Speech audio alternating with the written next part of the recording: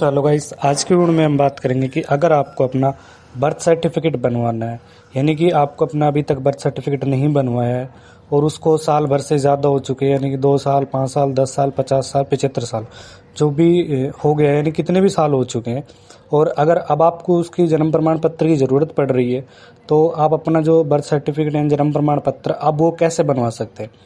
तो राजस्थान में जो प्रोसेस होती है वो हम आपको बता देते हैं। तो जैसा कि आप यहाँ देखेंगे कि इसमें शपथ पत्र लगता है। अगर आप बाद में बनवा रहे हैं, यानी 1 साल के बाद में अगर आप जन्म प्रमाण पत्र बनवाते हैं किसी भी उम्र का, ठीक है, तो उसके लिए आपको शपथ पत्र है उसका ज़रूरत पड़ेगी। तो जैसे कि आप यहाँ देख सकते हैं, जो ये वाला पेज है, ये वाला पेज में आपको इसका जो लिंक है वीडियो के डिस्क्रिप्शन बॉक्स में आपको मिल जाएगा। आपको स्क्रॉल डाउन करते आना है। उसके बाद आप यहाँ देखेंगे कि जन्म मृत्यु रजिस्ट्रीकरण, ठीक है, आप यहाँ देखेंगे 1 वर्ष बाद जन्म की सूचना देने पर, ठीक है, यानी कि 1 साल बाद दे रहे हो या आप 10 साल बाद दे रहे हो, या जैसे आपका 2000 का जन्म है या 1985 का जो भी आपका जन्म है, जैसे भी, ठीक है, तो उसके अकॉर्डिंग आपको जो ये शपथ पत्र है ये आपको भरना होगा। ये शपथ पत्र है ये किसके द्वारा भरा जाएगा? ये शपथ पत्र आपके माता या फिर पिता के द्वारा आपका भरा जाएगा, ठीक है। तो आप यहाँ देखेंगे कि 1 वर्ष के बाद सूचना देने पर, तो इसमें आपको क्या करना है, आपको यहाँ पे अपने फादर की या फिर मदर की, आप फादर से भी बनवा सकते हो और फादर नहीं है तो मदर के नाम से आप यहाँ पे बनवा सकते हो, ठीक है। तो आपको यहाँ अपने फादर की फ़ोटो लगानी है। उसके बाद आवेदक का नाम यहाँ पे लिखना है। आपको आपके जो पिता का नाम है वो आपको यहाँ पे लिखना होगा। उसके बाद आपके पिता का नाम आपको यहाँ पे लिखना होगा। उनकी आयु क्या है और उनका जो निवास स्थान है वो क्या है वो आपको यहाँ पे लिखना होगा, ठीक है। उसके बाद लड़का या लड़की उभयलिंग से संबंध, यानी कि जो ये कैंडिडेट यानी आपके जो पिता है, ठीक है, तो आप यहाँ देखेंगे कि इसमें जो बताया गया है इसमें आपको भरना है, यानी कि पिता भर रहा है या फिर पुत्र, यानी कि जो भी है इसमें आपको यहाँ पे डालना है। जैसे कि लड़का या लड़की से उभयलिंग से संबंध, यानी जो ये कैंडिडेट जो यहाँ पे फॉर्म अप्लाई कर रहा है, यानी कि आपके पिता या माता अप्लाई करने हैं, तो यहाँ पे माता या पिता आपको यहाँ पे लिखना होगा, ठीक है। उसी के बाद आप यहाँ देखेंगे श्रीमती, यानी कि आपकी जो माता है उसका नाम लिखना पड़ेगा। इसमें जो बच्चा है यानी कि जिसका जन्म प्रमाण पत्र बनेगा उसका यहाँ पे माता है उसका नाम यहाँ पे फिलअप होगा। उसके बाद यहाँ पे आप देख सकते हैं जीवित लड़का, जिसका यानी कि लड़का है या लड़की, उस पर आपको यहाँ पे टिक करना होगा। उभयलिंग जिसका नाम, यानी कि अगर आप लड़के का बना रहे हो तो लड़के का आप यहाँ पे नाम लिखा जाएगा, या अगर लड़के का बना रहे हो तो आपको यहाँ पे लड़के का नाम लिखना पड़ेगा जिसका जन्म प्रमाण पत्र बन रहा है। उसके बाद उसका लिंग यहाँ पे लिखना होगा, ठीक है। जन्म तिथि, उसकी क्या जन्म तिथि वो आपको यहाँ पे लिखनी होगी, यानी कि इसमें उसकी जन्म तिथि लिखी जाएगी जिनका आप जन्म प्रमाण पत्र बना रहे हैं। उसके बाद यहाँ पे एड्रेस लिखना होगा, वार्ड नंबर क्या पड़ता है वो आपको यहाँ पे लिखना है। पिता का नाम आपको यहाँ पे लिखना होगा। पिता का नाम उसका लिखा जाएगा जो कि अप्लाई कर रहा है, यानी कि जो इनके पिताजी हैं उनका यहाँ पे नाम लिखा जाएगा। उसके बाद बच्चे के जन्म के समय माता पिता का एड्रेस, यानी कि जन्म के समय माता पिता का क्या एड्रेस था वो आपको यहाँ पे लिखना होगा। और माता पिता का स्थायी पता अगर दोनों सेम है तो आप दोनों सेम यहाँ लिख सकते हैं। अगर अलग अलग है, अगर आपका जन्म कहीं और हुआ है और आपका जो स्थायी पता वो कहीं और है, तो आप यहाँ पे अलग अलग यहाँ पे आपको लिखना पड़ेगा।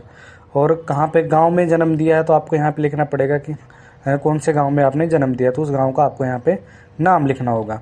उसी के साथ आपको इसको छोड़ देना। उसके बाद यहाँ पे देख सकते हैं, यह उक्त जन्म प्रमाण का पंजीकरण आज दिनांक से पहले किसी भी द्वारा एवं मैंने कहीं नहीं करवाया, यानी कि आपको यहाँ पे डेट लिखनी होगी। जिस दिन भी आप अप्लाई करते हैं उस दिन की आपको यहाँ पे डेट लिखनी होगी और आपको बताना होगा कि भाई हमने इसके अलावा कहीं पे भी अप्लाई नहीं किया हुआ है जन्म पंजीकरण के लिए।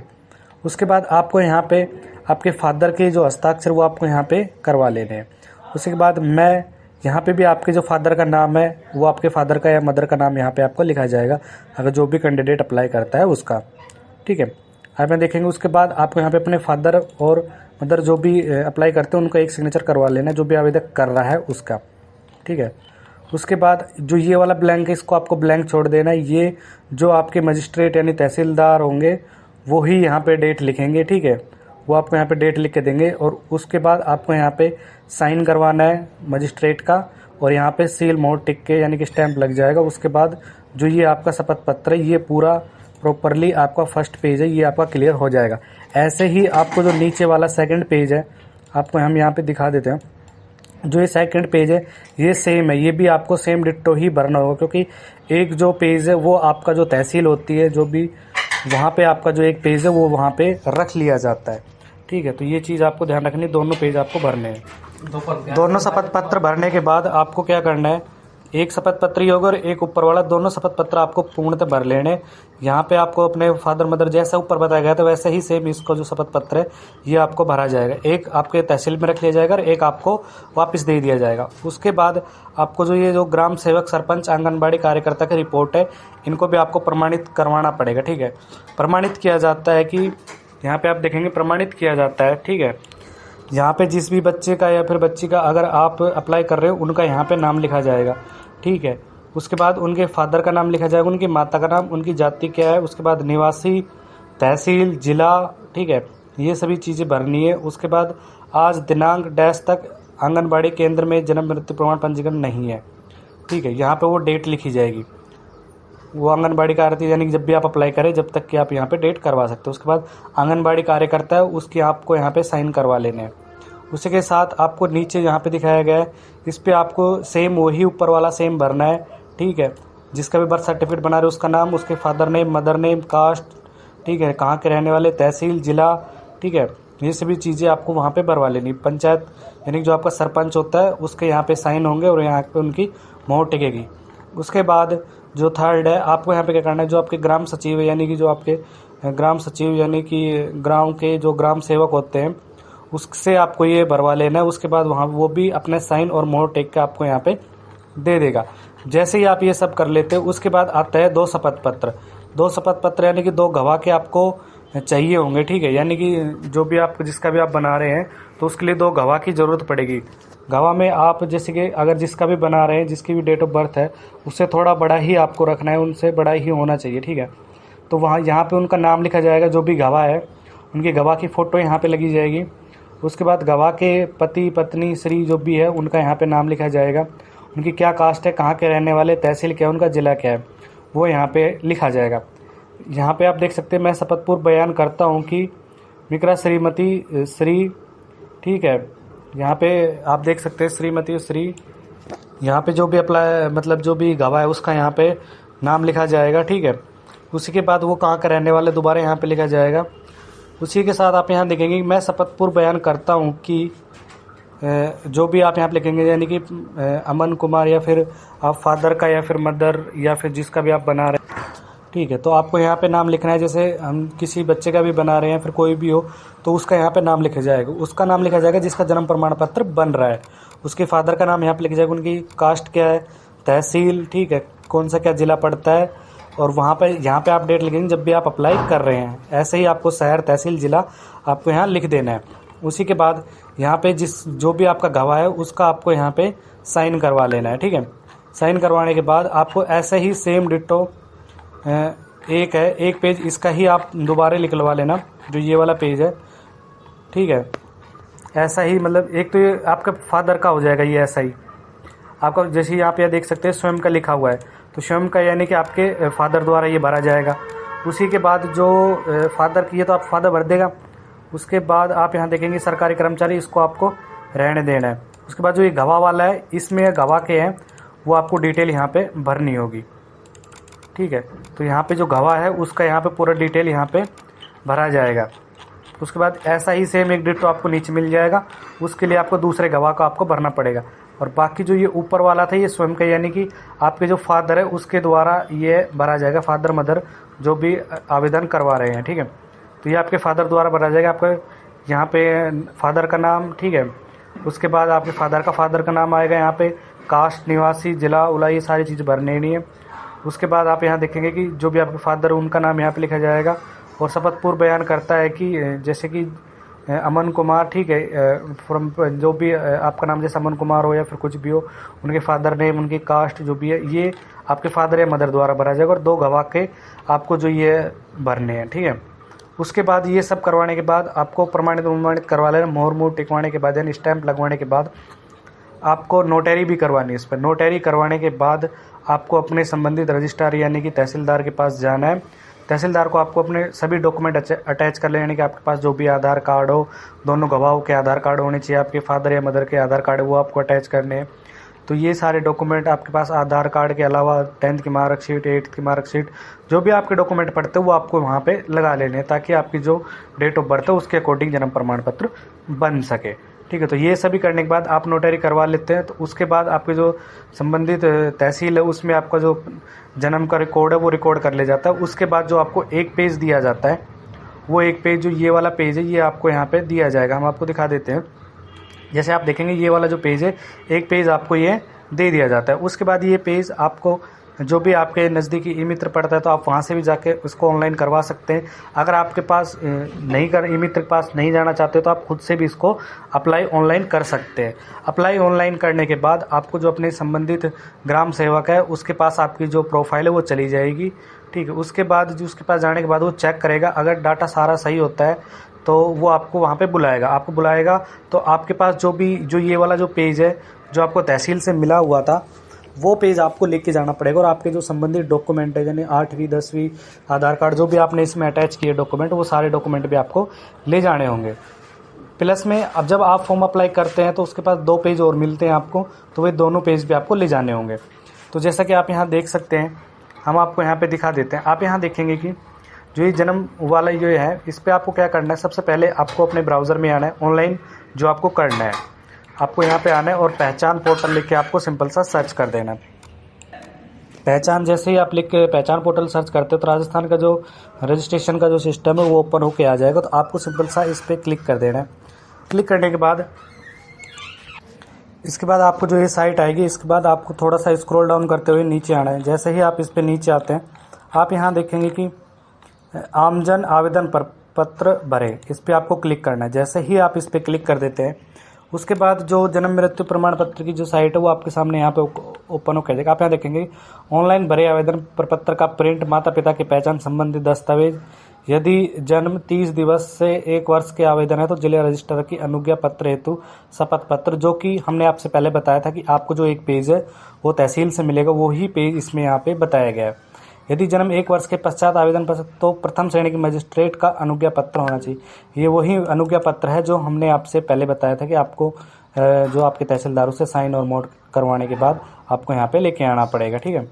तो उसके बाद आपको क्या करना है, स्क्रॉल डाउन करते नीचे आना। अब यहाँ पर देखेंगे कि जन्म प्रपत्र के लिए आवेदन करें, तो जो इसका जन्म प्रमाण पत्र है तो उसके लिए आप आवेदन, मृत्यु के लिए तो आप यहाँ करेंगे, और जो मर गए हैं उनका अगर जन्म प्रमाण पत्र बनवाना है तो आप इस पर क्लिक करेंगे। मैरिज सर्टिफिकेट के लिए आप यहाँ करेंगे। तो आपको सिंपल सा जन्म प्रपत्र के लिए इस पर आपको क्लिक करना है। क्लिक करने के बाद आपको जो ये साइट है थोड़ी स्लो चलती है तो इस पर आपको थोड़ा सा वेट कर लेना है। उसके बाद आपको यहाँ पे जो आप यहाँ देख सकते हैं नए आवेदन के लिए पुराने आवेदन में संशोधन है, तो हम नया आवेदन कर रहे हैं। तो आपको जो ये कोड यहाँ पे दिखाया गया है, ये कोड डाल के आपको प्रवेश करे पे आपको क्लिक कर। उसके बाद आप यहाँ देखेंगे कि जो नया आवेदन है उसके लिए फॉर्म यहाँ पे ओपन हो चुका है। आप यहाँ देखेंगे कि अब आपको यहाँ पे जन्म तिथि डालनी पड़ेगी, जिसका भी आप बना रहे हैं उसकी जन्म तिथि, महिला पुरुष ट्रांजिशन जो भी है इसको आपको यहाँ पे सिलेक्ट कर लेना है। उसके बाद आप जन आधार कार्ड नंबर डालेंगे। जन आधार कार्ड नंबर डालने के बाद जो भी कैंडिडेट का जिसका भी आप अप्लाई कर रहे हैं उसको वहाँ से आपको टिक करना होगा। ठीक है। उसका नाम यहाँ पे ऑटोमेटिक यहाँ से आ जाएगा, इंग्लिश हिंदी में आपको यहाँ पे नाम भरना होगा। उसके बाद जिसका भी आप जन्म प्रमाण पत्र बना रहे हैं उसका आधार कार्ड आपको यहाँ पे डालना होगा। उसके बाद शिशु के पिता का नाम हिंदी में डालें, यानी कि जिसका भी बर्थ सर्टिफिकेट बन रहा है उसके पिता का नाम आपको यहाँ पे फिलअप करना होगा और यहीं पे ही उनका अंग्रेजी में नाम फिलअप करना होगा। उसके बाद पिता का आधार कार्ड नंबर आपको यहाँ पे डालना होगा। ये आप ध्यान रखिए कि आपके जो फादर का जो नेम है आपके डॉक्यूमेंट में और आपके जो पिता का डॉक्यूमेंट है उसमें दोनों नाम सही होने चाहिए, जब भी ये डाटा फैच कर पाएगा। अगर नहीं होता है तो आपको यहाँ पे फिर आधार कार्ड नंबर यहाँ पे आप मत डालो। फिर अगर आप दोनों मिसमैच होते हैं ना, यानी कि आपके फादर का नेम जैसे राम है तो आपके में RAM है और यहाँ पे या रामा कर दिया हो या कुछ भी XYZ कर दिया तो मिसमैच हो जाएगा। तो आधार कार्ड से अगर आप डाटा उठाएंगे, यहाँ पे आप फादर के आधार कार्ड नंबर डालेंगे तो यहाँ पे वो फैच नहीं कर पाएगा। ठीक है। तो आप यहाँ पे आधार कार्ड नंबर मत डालना, अगर आपको है सही तो आप यहाँ पे डाल सकते हैं। उसके बाद यहाँ पे पिता का मोबाइल नंबर डालना चाहे तो आप यहाँ डाल सकते हैं, कोई कंपलसरी है नहीं। ईमेल ID भी आप डालना चाहें तो डाल सकते हैं, कंपलसरी नहीं है। उसके बाद आपको यहाँ पे आपकी जो माता है उसका नाम डालना है और यहाँ पे भी आपकी माता का नाम इंग्लिश में और यहाँ पे हिंदी में आपको डालना है। आपकी माता का नाम अगर आपके डॉक्यूमेंट में सही है और आपकी माता का जो आधार कार्ड है उसमें आपकी माता का नाम है जैसे कि सीता है और आपकी में भी सीता ही, और यानी कि तो सही है, फिर कोई दिक्कत नहीं। आपकी में जैसे सीता है और आपकी जो माता का डॉक्यूमेंट उसमें सीता देवी लिख रखा है तो वो आधार कार्ड फैच नहीं कर पाएगा और मिसमैच के कारण वो फैच नहीं करेगा इसमें। ठीक है। तो आप यहाँ पे अपने माता का आधार कार्ड का नंबर यहाँ पे डालना है। माता का मोबाइल नंबर है तो आप डाल सकते हैं, माता की ईमेल ID तो डाल सकते हो, वरना कोई जरूरी नहीं। आप गांव या शहर से आते हो वो आपको यहाँ से सेलेक्ट करना है। उसके बाद ठीक है, ये जो राजस्थानी ऑटोमेटिक सेलेक्ट हो जाएगा। उसके बाद आपको ज़िले का नाम, जो भी आपका ज़िला पड़ता है वो आपको यहाँ से सेलेक्ट कर लेना है। ज़िले के बाद आपकी जो भी पंचायत पड़ती है, पंचायत समिति वो पड़ती है, वो आपको यहाँ से सेलेक्ट कर लेनी है। उसी के बाद जो भी संबंधित रजिस्ट्रार, यानी कि जो भी आपका रजिस्ट्रार पड़ता है वो आपको यहाँ पे पंचायत का रजिस्ट्रार पड़ता है, यानी कि आप गाँव का जो भी रजिस्ट्रार पड़ता है वो आप यहाँ से सेलेक्ट कर सकते हैं। उसके बाद आपको यहाँ पे आपका जो भी गाँव पड़ता है वो आपको इसमें सेलेक्ट कर लेना है। उसी के बाद माता पिता का स्थायी पता आपको यहाँ पे हिंदी में फिलअप करना होगा। जो आपने शपथ पत्र यानी कि अनुज्ञा पत्र था जो तहसीलदार उसके द्वारा आपको दिया गया था, उसमें आपने एड्रेस लिखा, वही एड्रेस आपको यहाँ पे लिखना है और यहीं पे आपको इंग्लिश में फिलअप करना है।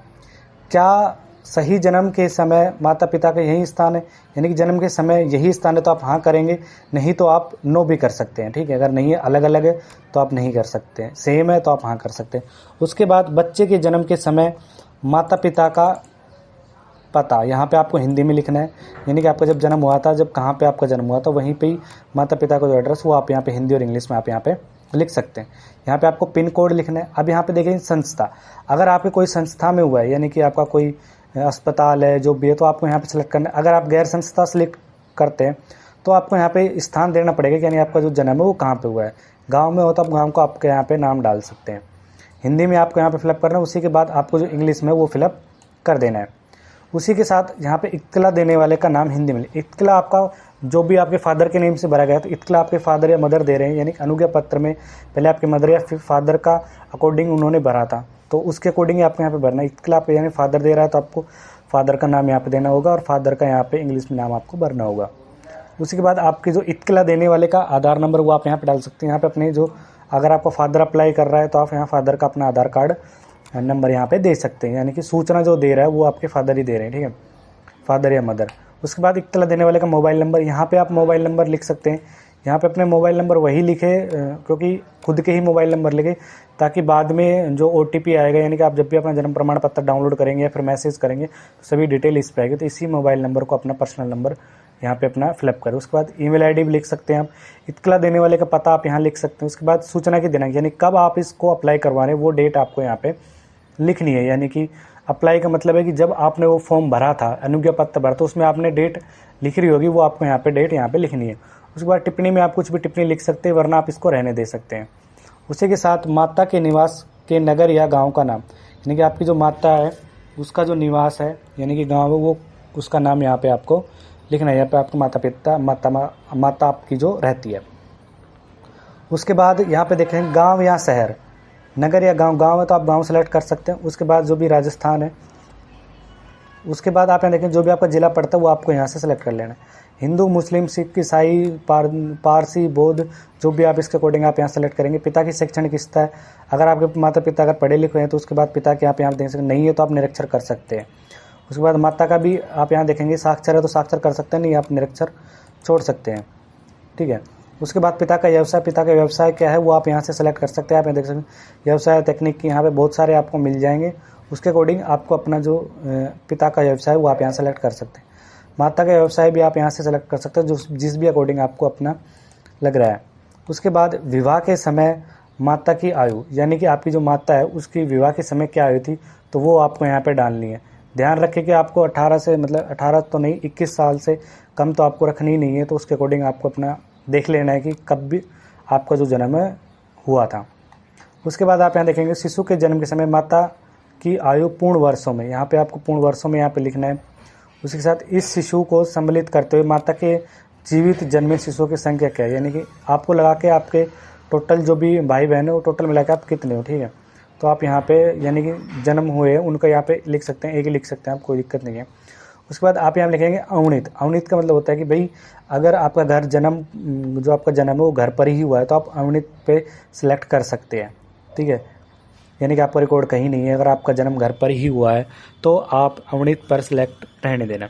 उसके बाद प्रसव पद्धति आप यहाँ देखेंगे कि इसमें आपको अवणित पे या फिर प्राकृतिक हुई है, ठीक है, इसमें आपको भी अवणित पे ही क्लिक करना है। उसके बाद बच्चे का जो भी जन्म हुआ था उसके समय उनकी जो वज़न था वो क्या था वो आप लिख सकते हैं, 2.5, 3, ठीक है, 1.5, जो भी वज़न था वो आप यहाँ पे अपने अकॉर्डिंग लिख सकते हैं। उसी के बाद आपको यहाँ पे F जो ये वाला कैप्चर दिखाया गया, ये आपको कोड डाल के इंद्राज करे पे आपको क्लिक कर देना है। जैसे ही आप इंद्राज क्लिक इंद्राज करे पे क्लिक करेंगे, आपको वहाँ पे ऑटोमेटिकली ऊपर दिखा जाएगा प्रपत्र संख्या 5 प्रिंट करें। ठीक है, तो जो भी प्रपत्र संख्या उसको आपको प्रिंट कर लेना। 2 पेज जो है वो डाउनलोड होके आ जाएंगे। तो वे जो 2 पेज है उनको आपको निकाल लेना है। निकालने के बाद आपको क्या करना है, वे जो 2 पेज है और उसके साथ ही आपको जो अनुज्ञा पत्र वो और आपके संबंधित जो भी डॉक्यूमेंट है गवाह के और आपके बर्थ सर्टिफिकेट के रिगार्डिंग, यानी 10th की मार्कशीट, आधार कार्ड, सभी आपको अटैच करके अपने पास रख लेने हैं। उसके बाद जैसे ही आप ये सब कर लेते हैं, उसके बाद आपका जो संबंधित रजिस्ट्रार है उसके पास मैसेज चला जाएगा और आपने जो भी मोबाइल नंबर दिए है उसका जो मोबाइल नंबर है उस पर आपको OTP भी आपको मिल जाएगा, यानी कि एक तरह से पंजीकरण संख्या आपको मिल जाएगी, तो आप चेक कर पाएंगे। उसके बाद आप यहाँ देखेंगे कि आप जो रेफरेंस नंबर है, ठीक है, आप यहाँ देखेंगे जो भी आपके मोबाइल नंबर पर रेफरेंस नंबर है वो आपको यहाँ पे डालना है। पासवर्ड भी आपके मोबाइल नंबर पे गया है। यहाँ पे आपको जो कैप्चर वो है आपके फिलअप करके प्रवेश करे पे क्लिक करेंगे तो आपकी जो आवेदन की वो स्थिति आपको यहाँ पे दिखा देगा। उसके बाद अगर आप वहाँ पे प्रिंट नहीं करते तो आपको यहाँ पे जो ये देख सकते हैं आवेदन प्रपत्र प्रिंट करें, इस पर आपको क्लिक करना है और जो आपके आवेदन का प्रपत्र का जो प्रिंट है वो यहाँ पे कैप्चर डालकर प्रवेश कर पे आपको यहाँ पे भी वो 2 पेज है वो आपको मिल जाएंगे। उन 2 पेजों को निकालने के बाद बस अब आपको क्या करना है, अब आपको वेट करना है या फिर आप डायरेक्ट भी आपके जो ग्राम सेवक उसके पास जा सकते हैं अपने डॉक्यूमेंट लेके और सारे डॉक्यूमेंट आपको वहाँ पे दे देने। देने के बाद संबंधित रजिस्ट्रार वो चेक करेगा कि आपके सभी जो सारे डॉक्यूमेंट है वो सही है, तो उसके बाद 1 से 2 दिन के अंदर आपके जो जन्म प्रमाण पत्र है वो बन के तैयार हो जाएगा। तो यही सारी चीज़ें थी। अगर आपको वीडियो अच्छी लगे तो हमारे चैनल को सब्सक्राइब कीजिए और आप हमारे व्हाट्सअप चैनल और टेलीग्राम चैनल से भी जुड़ सकें ताकि आपको अपडेट मिलती रहे। इस PDF का जो लिंक था, यानी कि जो अनुज्ञा पत्र था, उसका जो लिंक है आपको वीडियो को डिस्क्रिप्शन बॉक्स में मिल जाएगा। आप वहां से जाके डायरेक्ट इसको भी डाउनलोड कर सकते हैं। कोई क्वेरी होती है किसकी रिगार्डिंग, अगर आपको कुछ समझ नहीं आया तो आप कमेंट सेक्शन में कमेंट कर सकते हैं, उसका रिप्लाई देने की हम जरूर कोशिश करेंगे। तो थैंक्स।